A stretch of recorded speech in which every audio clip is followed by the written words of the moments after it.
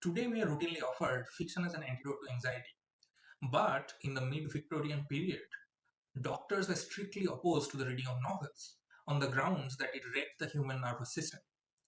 Victorians were reading the same page-turners that we love to read, sensational stories about crime in the form of Newgate fiction that would put many true crime stories to shame, stories about thrilling domestic scandals and hidden bodies in the sensational novel, and stories about psychological secrets and haunted houses and deadly streets in the penny dreadful. In this period, as more and more people gained mass literacy, the demand for fiction became insatiable, much as our own appetite for more and more digital content. But these demands for cheap thrills did not just create adrenaline rush. It apparently caused heart palpitations, shortness of breath, and even hysteric paralysis. Let's hear what the influential Victorian physician Fothergill have to say about novel reading in his book, The Heart and Its Diseases. And I'm quoting here, the sensational character of modern fiction is not without its effects upon the nervous system of its votaries. And the enthralling plot which the confirmed novel reader demands is allied to the demand for brandy in the tuber.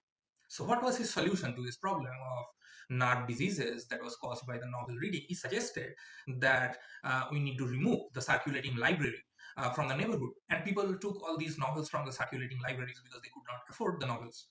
So do not think that Fothergill was a lonely crusader against novel reading. The novel reading frenzy, as it was called, was derided by clergymen like William Thomson, the Archbishop of York, and even literary dames like Margaret Oliphant. And they were not talking about fringe novels or genre fiction. Classic novels like Dickens's Oliver Twist and Great Expectations were considered either low literature, as Lord Melbourne complained to Queen Victoria, or too exciting and dangerous. Obviously and thankfully, novel reading did not stop or take any hit after all that doomsaying.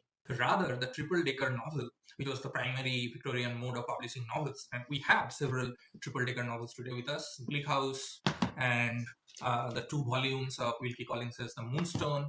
So they boomed, and periodicals such as Household Words, edited by none other than Charles Dickens, flourished. But today we are not talking about sensation fiction, but rather about the detective who emerged almost as a literary necessity in the Victorian period to make novel reading respectable. Why? Because the detective was a master decipher of murky psychic secrets, hidden doors in the houses, of dealing with the blood on the street, and so on, so that the reader could participate in all that thrill that Newgate fiction or sensation novel offered, but at the same time, they could enjoy the pleasure of neat solutions. The detective posited or claimed that the novel is not a thrilling genre, even though you could take all the thrills. It's an analytical genre where you kind of exercise your brain and find the solution. The detective became an expert in sorting out the sensational mess of the 19th century novel because of their own messy and wide-ranging interests, which included physiognomy, or the method of reading the face for key psychic cues, or phrenology, through which they could read the skulls for understanding criminal bent or obsessive nature. They were masters at deciphering poison, as we see in the case of Sherlock Holmes very famously, who can read cyanide or the presence of arsenic, which are frankly everywhere, starting from dresses and wallpapers to medicines and so on. The detective also has a very sharp, penetrating mind. We see that with Sherlock Holmes, but actually it starts with Edgar Allan Poe's Auguste Dupin. And the narrator says that Dupin could look into someone and as if could uncover the deepest thoughts in the very first story. So the detective has a sharp mind. The detective also is crucially a gentleman. The detective does not need to work for living. They just do that for their passion. Auguste Dupin is a detective. The most famous gentleman detective is perhaps, and I have the book here, Lord Peter Wimsey of Dorothy L. Sayers, who is an aristocrat. Sherlock Holmes is a gentleman, but he sometimes pushes that boundary. The detective is also a lover of books, is a bibliophile, is a lover of puzzles, and so on. So there are all these things, and Sherlock Holmes is a really interesting example because he plays fiddle. He technically is a gentleman, he's part of a club, but he also, as I said, pushes the boundaries. And Dorothy L. Sayers really puts this well, and she says that he substitutes cocaine for the candlelight. Just a quick announcement that this is the beginning of our detective fiction series, and in the next episode, we would explore the world of the occult detective. So follow us along. In any case, the key strength of the detective is actually his own disturbed mind, and in some way which is even medically pathological. So essentially, the detective is a seeker of sensation. We see that Poe writes that Dupin's voice becomes high and nervous when he thinks hard. Holmes is a very famous case. He constantly needs the stimulation of a new case, or he must inject the famous 7% solution of cocaine in his veins. So he is both a genius and an addict. With the invention of the detective, writers actually turned the medical dismissal of fiction on its head. Fiction became a sort of laboratory or a diagnostic tool for understanding the symptoms of nervous diseases, for understanding the impact of substances like opium and morphine, which were plenty in the Victorian period upon the mind. And at the center of this innovation was Dickens's key literary partner, who was actually part of his family as well, because Dickens's daughter Katie married his brother. He's none other than Wilkie Collins. And Dickens also jointly wrote several fiction with Collins. There is the play Frozen Deep, for instance. And the key novel that establishes a lot of the core element of the detective novel for the 20th century is Wilkie Collins's The Moonstone. And I have The Moonstone with me today, and I highly recommend that you get the Broadview edition. You can get any other edition, but it has great notes and introduction. The Moonstone, in any case, establishes a lot of these key elements that we now associate with the detective novel, which are different from Poe's earlier short story format. So there is the English country house where the robbery happens, and there is the site of murder. There is an inside job. There is the use of the red herrings. There is the professional police investigator. There is the gentleman amateur detective. A large number of false suspects. The least likely suspect thing that Agatha Christie sort of brings to its ultimate climax of fruition. There is a piece by piece reconstruction of the crime that we see the denouement where the detective explains what happens, and a final twist in the plot. All of those were invented by Wilkie Collins as The Moonstone. Actually, T.S. Eliot called The Moonstone the longest and the best modern detective novel in a genre invented by Collins and not by Poe. I absolutely love Poe, but I have to agree with T.S. Eliot there because Wilkie Collins took a lot of the tropes of the sensation novel and turned them into the detective fiction. At the center of it lies the famous Moonstone, which is actually a temple jewel that was first looted by Tipu Sultan and put into his dagger. And then that was again taken by the British Army, a British Army officer, during the siege of Seringapatam. So it's part of the colonial plunder. There is the case of drug. There is the case of family secrets. So all these tropes that we associate with the detective novel, those are created by Collins in The Moonstone. And he introduces a new kind of hero to fix all that mess that is the detective. And The Moonstone is, I know that it's kind of underrated as a detective novel. People don't think of it or read of it as a detective novel, but a lot of the great writers of the golden age of detective novel, like G.K. Chesterton, and I have already mentioned Dorothy L. Sayers, they thought that The Moonstone is the finest English detective story, rather than Sherlock Holmes, for instance. And the writer of crime fiction is also a great novelist, Graham Greene. He says that actually sign of four, Sherlock Holmes, Arthur Conan Doyle's Sherlock Holmes is the sign of four is taken from sort of it closely resembles the Moonstone. And I think there are some tropes in the Hound of Baskervilles as well. Moonstone most crucially introduces three kinds of detectives that we see later. There is the police of the police procedural, the neurotic obsessive detective like Holmes, and the calm and composed gentleman amateur detective of locked room mysteries. So first we have the police officer, Sergeant Cuff, with a face sharp as a hatchet, as Collins describes it. His name is of course a nod to the police practice of handcuffing, and Collins shares the Dickensian habit of keeping telltale names. Sergeant Cuff is an elderly man with a soft spot for roses, but he is also a really sharp police detective who employs the scientific method and creates the structure of the police procedural. In fact, Collins was inspired by the actual detective Inspector Wheeler of the Scotland Yard in creating Cuff. Some of you might know about Wheeler from the BBC series The Suspicions of Mr. Wheeler. In any case, Collins was directly influenced by his investigation, Wheeler's investigation of the 1860 murder of Frances Kent. It was the famous case where a 16-year-old girl, Constance Kent, murdered and buried her half-brother, Francis Kent, in their property. There are several other plot details of the Moonstone which derive from another case called the Road Hill case. And Sergeant Cuff is really sharp and has calm nerves. So when the family is screaming about, curses, the moonstone is understood to be a cursed diamond, Calf keeps his calm and looks at paint on a door. He looks at laundry registers, etc. He is sort of the outsider that the family needs to see or to arrive at the right conclusion. But the real twist is that Collins does not let him arrive at the right resolution.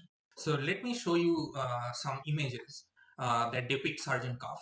Here, for instance, Cuff is investigating, and these images are really important because they would influence later the illustration of Sherlock Holmes by Sidney Paget in the magazine, the Strand magazine. So Sergeant Cuff has a really lasting influence in detective fiction. But in the Moonstone, the most important detective is Ezra Jennings, and he is a very unlikely detective.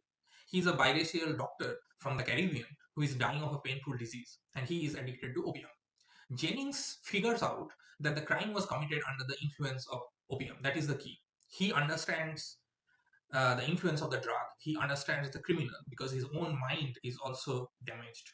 To catch a criminal, logic is not enough. That's what Collins is telling us. In the same way that Holmes needs his cocaine, Jennings needs his opium as much as it is harmful. The detective is the only one who can catch the thief because he is also as damaged as the criminal. But Collins was not just anticipating the obsessive nature of the neurotic detective like Holmes with his figure Ezra Jennings. Jennings is one of the greatest mixed race characters in the Victorian novel, as well as a really complex figure in terms of his sexuality. His father was an Englishman, and his mother an inhabitant of one of the colonies. It's not mentioned specifically which one. Apparently, he has sort of a quote unquote gypsy complexion, an eastern nose, and Franklin Blake, who becomes his detective partner, uh, he kind of confesses to Blake that physiognomy says truly that some men have sort of female constitutions, and I'm one of them. That's actually a quote from the novel. The brilliance of Collins lies in invoking a physiognomic representation of Jennings, a mixed race character, mentioning that Gabriel Betteridge, who is the butler, the head of the servants, and also the primary narrator of the novel, thought that Jennings's appearance was against him. So he invokes the racial prejudices and then turns the character from the Caribbean as the key detective. So what Collins is suggesting is that Betteridge, who is the butler and who obsessively reads Robinson Crusoe, is incapable of grappling with the new Victorian reality of the complex social order that is emerging in this period. Rather, the fit detective and the fit, more importantly, decipherer of this new reality is someone like Ezra Jennings. And Jennings takes opium to ease his pain in the same way as Collins did. Collins also suffered from rheumatism and gout, and he had to take opium. So he put a lot of his own character into the character of Ezra Jennings, which is also really interesting. And the fact that Jennings takes opium puts him in the long legacy of the so-called opium eaters in English literature, who have a really long legacy, which kind of goes back to Thomas de Quincey and the Confessions of an English Opium Eater, which is also mentioned in the Moonstone. Now let's talk about the amateur gentleman detective figure who is Franklin Blake. His role is really unique because he investigates a crime that he, unknown to himself, actually committed while under the influence of opium. Unlike the intuition-based detectives who followed in the Victorian period like Sherlock Holmes, Franklin uses a collaborative and editorial approach. He is the person who sorts out all these different narratives. He acts as the compiler of various narratives that actually make up the book, gathering all these different witnesses, piecing together the crime, and creating the reconstruction of crime with the help of Ezra Jennings. And he recalls with his help the night of the theft to prove that he acted in a trance-like state. His pairing with Jennings paves the way for later crime-solving dynamic duos like Nero Wolfe and Archie Godwin, or even Lincoln Rhyme and Amelia Sachs. So how did detective fiction really save the novel? By allowing the Victorians to have their cake and eat it too. They could now read about terrifying sensation of a cursed diamond or a haunted house, but they could sleep soundly, knowing that Sherlock Holmes or Ezra Jennings would explain it all away in the final chapter. It turned anxiety into a puzzle. And in a world that feels increasingly unsolved, that is a very comforting knowledge. But the real brilliance of Collins lies in his ability to show that the country village is not really an isolated, safe community due to Britain's historic ties with the empire. And it has not been for a really long time. And it also brings something really unique to detective fiction, which it might have lost later. Actually, if you read Dorothy L. Sayers' introductions to detective novels or stories, which are also great essays on detective fiction, she talks about it. She says that detective fiction creates a world where society, economics, politics, all the larger forces, they kind of become invisible. And everything that matters is the locked room. But thereby, the detective fiction is always at a risk of becoming solipsistic and thereby losing all its real implications. And that's a criticism that we see in in the writing of the poet W.H. Auden, and even probably in the most famous case is Raymond Chandler's criticism of British locked room mystery. Because these locked room mysteries that we see later in Chesterton or Agatha Christie or even Dorothy L. Sayers, there everyone knows everyone. The world is really cohesive, and it kind of is cut off from the actual troubles of society. So Collins is brilliant because he did not have to avert his gaze from all these ugly social details or even imperial secrets to write his great detective fiction. He shows that the perfect plot and the social insight are not mutually exclusive. And the novel that I would recommend in the tradition of Collins is not any Agatha Christie novel. I love Agatha Christie, don't get me wrong. I love a good intellectual puzzle. But the true successor of Collins is Dorothy L. Sayers' Unnatural Death. Look out, especially for the character Hallelujah Dawson, to know a successor of Ezra Jennings. I think Moonstone reads really well. But if you want to start with a shorter work, I would recommend Collins' short story A Stolen Letter, which is sort of his preparatory work for Moonstone. And you can also read this book called The Haunted Hotel, which is both sort of a supernatural mystery but also detective work. And of course, Collins is highly influential among his own contemporaries. So when we read Dickens's The Mystery of Edwin Drood, which is unfinished, uh, we clearly can see the influence of Collins. In any case, the next time you binge only Murder in the Building, do not call it a guilty pleasure. It's a coping mechanism for dealing with the chaotic, opaque world.